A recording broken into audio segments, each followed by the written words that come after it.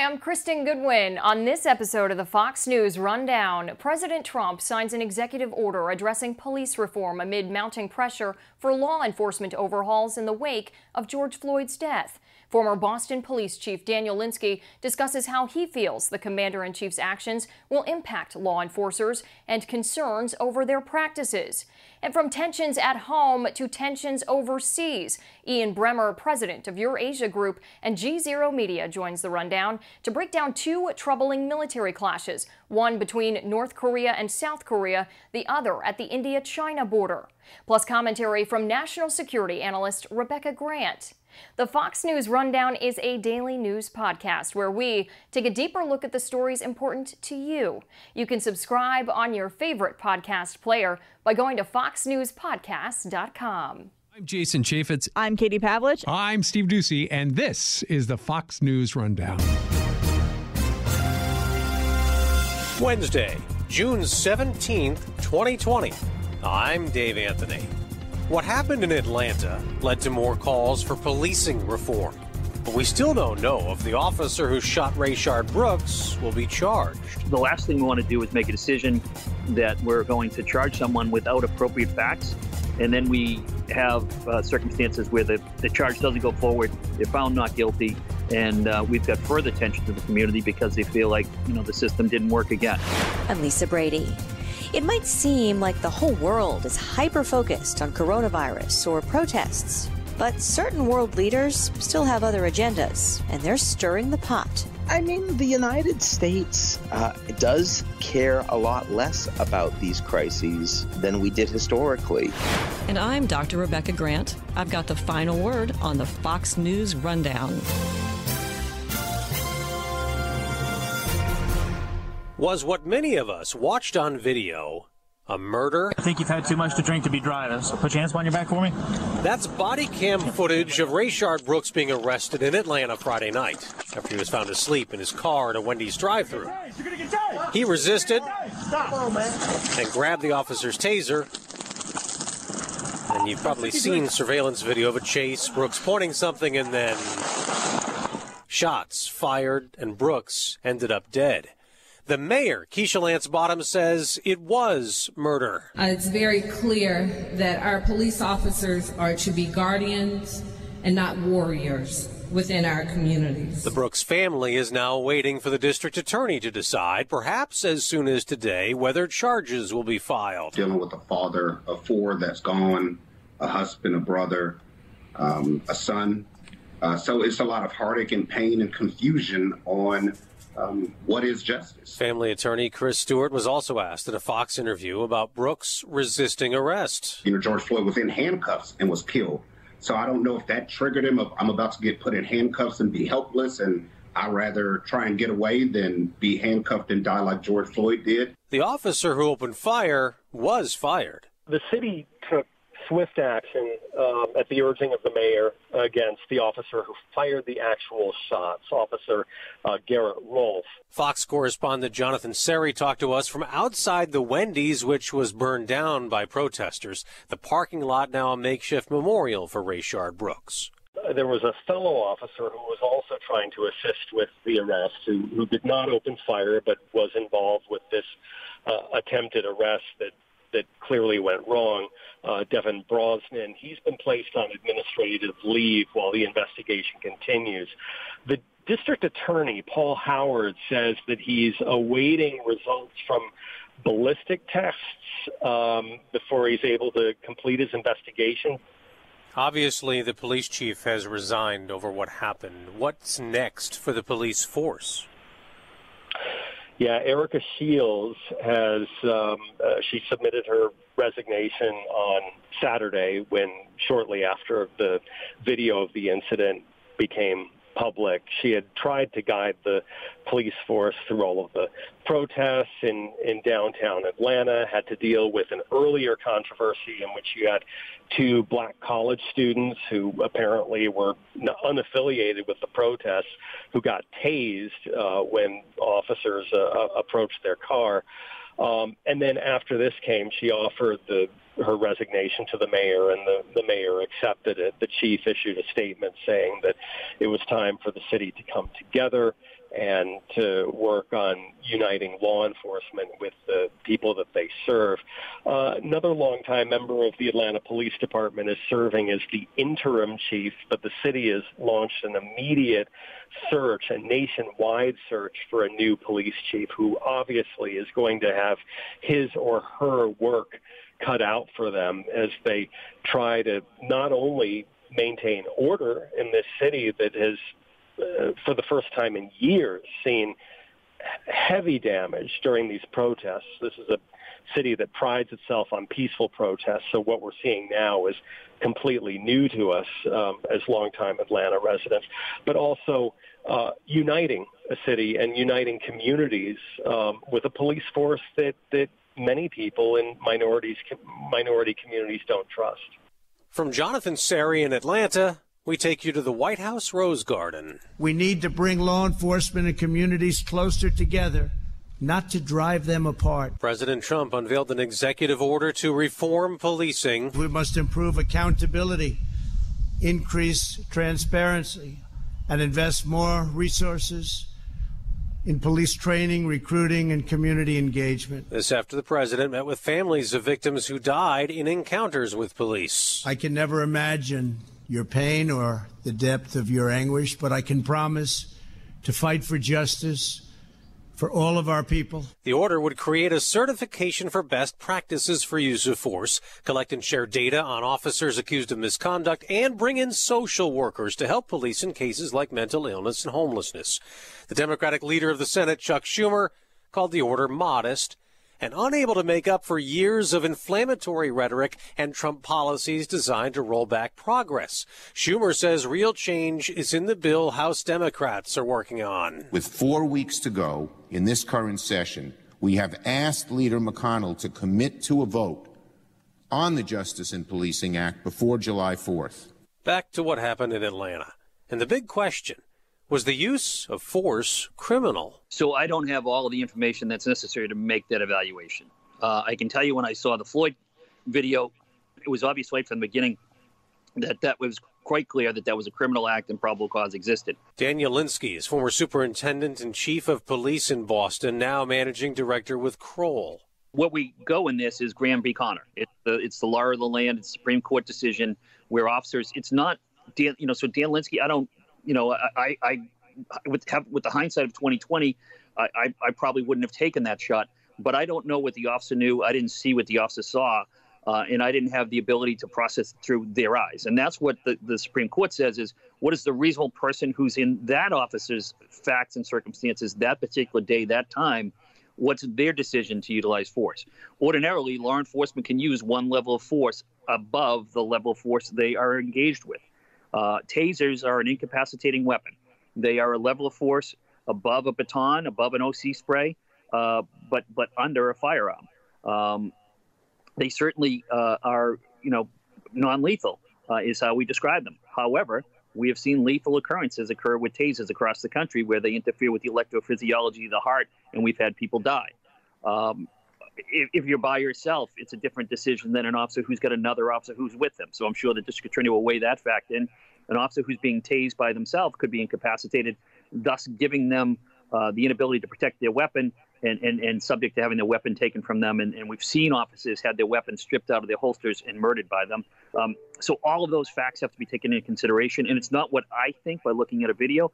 It's what the DA can get from witnesses, statements from the individuals involved, the forensics, and the physical evidence there that has to be involved in making the decision here. I think we want to, the last thing we want to do is make a decision that we're going to charge someone without appropriate facts, and then we have circumstances where the person is, the charge doesn't go forward, they're found not guilty, and we've got further tensions in the community because they feel like, the system didn't work again. Obviously, second-guessing Monday morning quarterbacking is a part of every one of these cases. There was talk of a family attorney who was like, listen, they could have just let him go. They had his ID. They could have gotten him at a later time. That's one element of this. And another element of this is that the police, why don't they just shoot him in the leg? Shoot him in the arm. That's something that gets talked about a lot, but that's not something you guys train, right? Yeah, that's not how you train. I'm a United States Marine. I'm an expert shot. I've been very successful at every paper target I've ever encountered during going to the range. Having been involved in the discharge of my firearm, I can assure you that the round doesn't go exactly where I want it to go. When I'm running, the suspect's running, my heartbeat is doing 160 beats per minute, and I'm under the stress, and my amygdala has been hijacked. We have auditory exclusion, sight exclusion. So as far as I was taught at the police academy, we were told that if an individual is subject to being arrested and we've decided to take them into arrest, that they have to be arrested, right? There is no ability to resist an unlawful arrest. Could they have fled and got him later? Sure. Could he have looped around and got back in the car and then been, in a vehicle where he was unable to operate it safely? Absolutely. And police officers have been involved in civil litigation, and we've seen tragedies where, drunk drivers have been let go. They try to use discretion, park them, tell them to come back another day, and the driver sneaks back around with a second set of keys, takes the car, and we've got a tragedy. So we can always second guess. As far as shooting in the arm and leg, police are trained, military are trained to shoot center mass. We shoot in the middle of the body where it will have the most stopping power and stop the attack. And that's how we train officers across the globe, and that's where we will hopefully we can have one round or two rounds, have the kinetic energy take that person down, and we're not taking their life. We're shooting to stop. We're not shooting to kill. Back to the president's executive order. Chokeholds will be banned, except if an officer's life is at risk. That is something that's also in the House bill being written up this week by Democrats, and they want to get rid of what are called no-knock warrants. One led to Breonna Taylor's much protested shooting death in her home in Louisville, Kentucky in March. We banned the chokehold in Boston when I was the chief and Ed Davis was the police commissioner. We thought it was something that was harmful to suspects and harmful to our officers, that it could get out of control, and the very things we're seeing play out could happen when we don't want them to happen. So that's something I totally agree with. I am, a big fan of not very limited occasions would I allow a no-knock search warrant. I remember canceling my SWAT team doing no-knock search warrants because I didn't want the danger.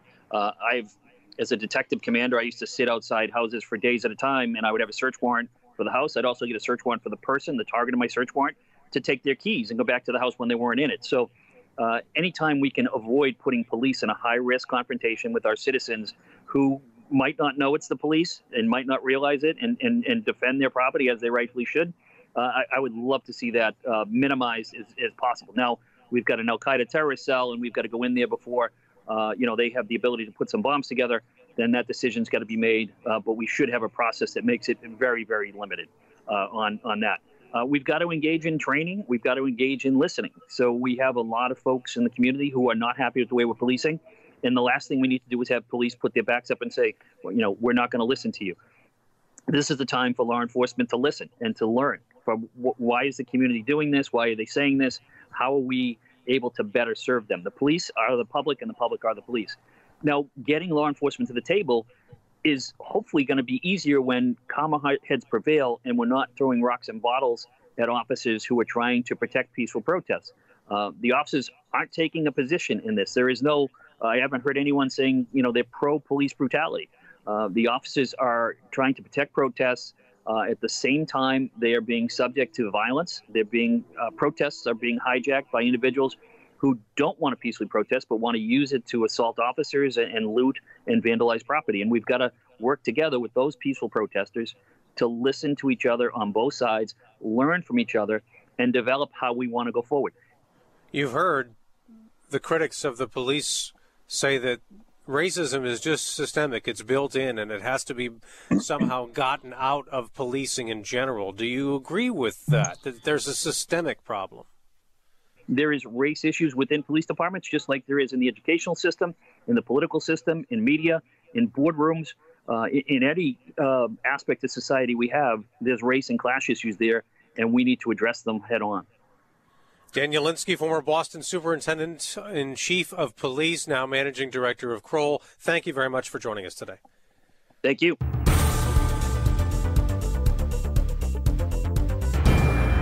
This is Dr. Rebecca Grant with your Fox News commentary. Coming up. President Trump went from tough talk to high hopes for a deal with North Korea. We're prepared to start a new history, and we're ready to write a new chapter between our nations. But summits with Kim Jong-un didn't yield any lasting breakthroughs on the North's nuclear program. And now Pyongyang is picking on South Korea, announcing Tuesday night it will redeploy troops to what had been tourism and economic sites near the border. This after destroying what had been a symbol of warming relations between the two Koreas, a liaison office. Meantime, their giant neighbor, China, just had its first deadly confrontation since 1975 with another nuclear power, India. Troops had been facing off for months along a disputed border in Kashmir, high in the Himalayas. President Trump had said he offered to mediate the dispute.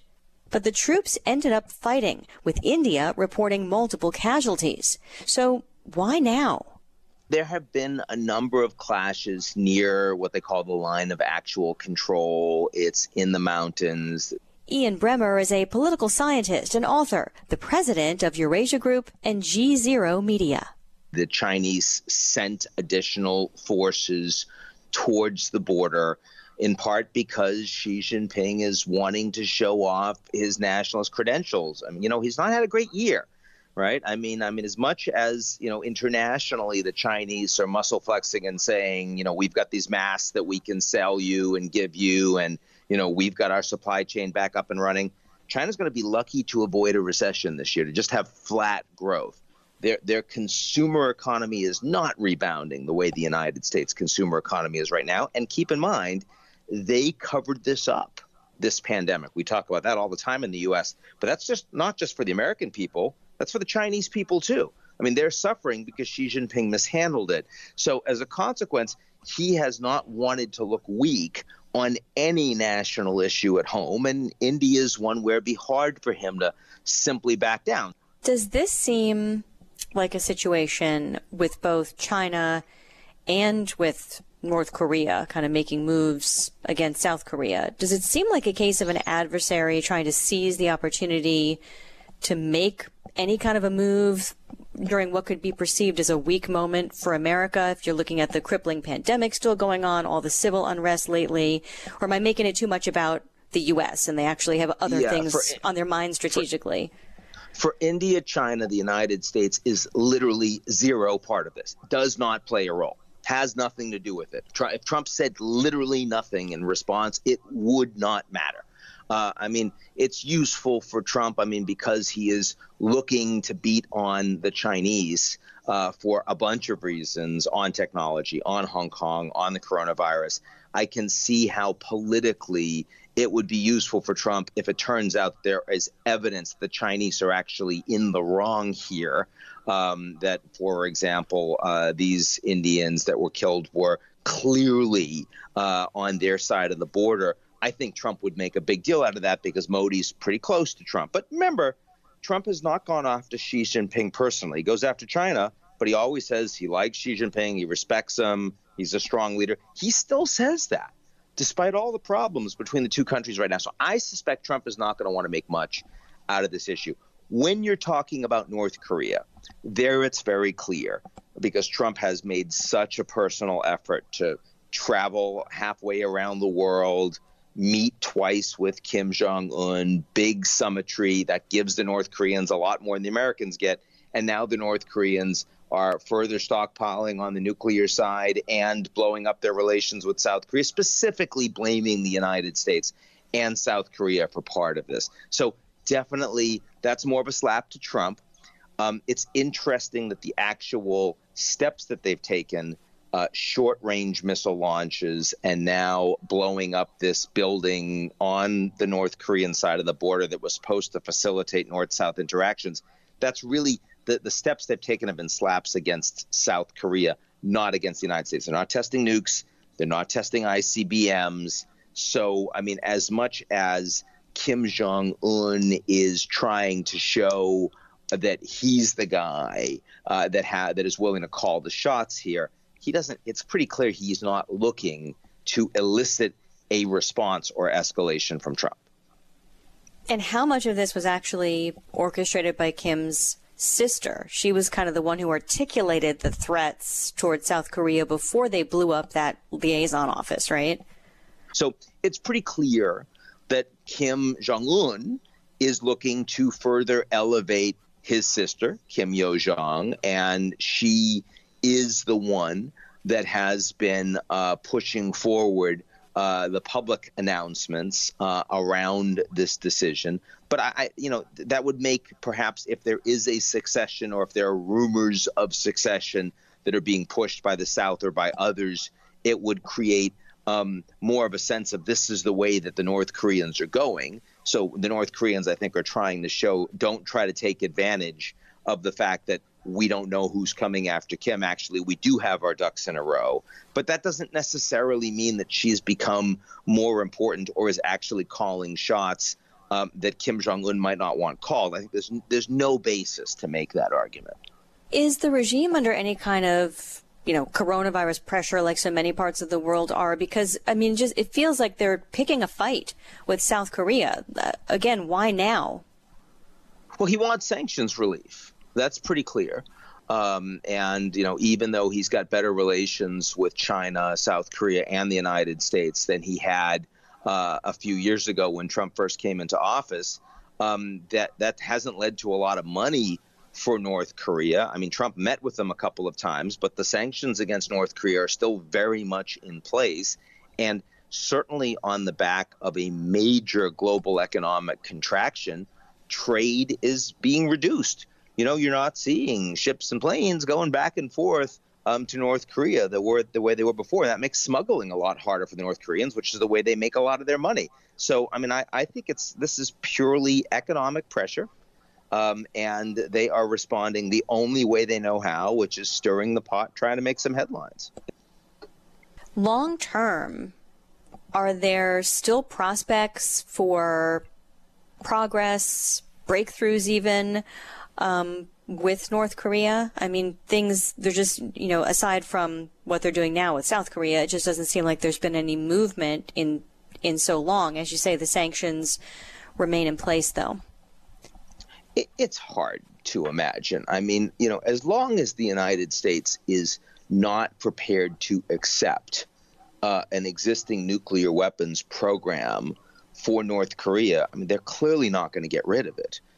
They're not going to make steps towards getting rid of it. I think a smaller deal.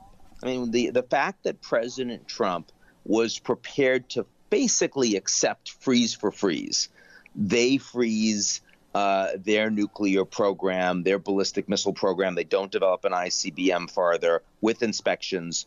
We freeze our exercises, our military exercises in the region with the South Koreans, with the Japanese. And you'll remember that Trump said, they're so expensive, I don't even know why we're doing them. That's the kind of thing that could have created more of a diplomatic opening. But it's really hard to do under Trump because Trump goes in and he wants to do these deals himself. And he doesn't have a lot of time or patience for serious multilateral diplomacy. You remember this Iranian nuclear deal that Obama got done, which took an immense amount of effort for John Kerry and from the French and the Germans and the UK and the Chinese and the Russians too. And after all of that, it was a pretty small deal. It only moved the needle incrementally. Most American sanctions were still on Iran. The Iranians were still in breach of United Nations Security Council resolution on ballistic missile development and testing. They were still supporting terrorist organizations in the region and proxies, and the United States was still squeezing the Iranian economy like hell. So, given how difficult it is to make a breakthrough with a country that is this much of a rogue state where there's no trust between the two sides, the ability for a leader like Trump to swoop in, do a couple of meetings, and try to get something big done, really, really hard. Why should Americans care about conflicts like these, the tensions like between North and South Korea or even between China and India? The fact that countries with nuclear weapons are involved, I guess that should be enough of a concern. The United States does care a lot less about these crises than we did historically. And in part, it's because we're an energy exporter and a food exporter. And so, I mean, if you've got major crises in other parts of the world, it's not affecting our economy and our consumption as much as it might have when there was a Middle East explosion 10 or 20 years ago. I do think that there are a lot of Americans that look at conflicts like these and say, I'm not so sure.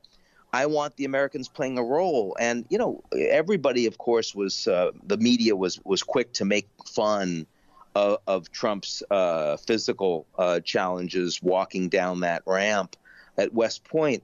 But much more significant was the fact that this was a speech that made very clear that the United States does not want to be, should not want to be America's policeman anymore. Engaging in battles in countries that most Americans have no idea what they're for and where they are. And that's something that resonates much more broadly with the American population today than it did during the Cold War. We need to be aware of that. The Chinese issue, because it's such a big economy, it matters so much for global trade, for exports to the Americans and what we actually pay for goods, for the fact that they buy a lot of American paper, which supports the American ability to lend, the fact that we are getting a lot of our intellectual property ripped off by the Chinese and they're fighting us in technology. Those things really matter to the average Americans, even if they don't necessarily understand the transmission mechanism. The pocketbook issues, they're fundamental. Well, Ian Bremmer, president of Eurasia Group and GZERO Media, thanks so much for your time. My pleasure.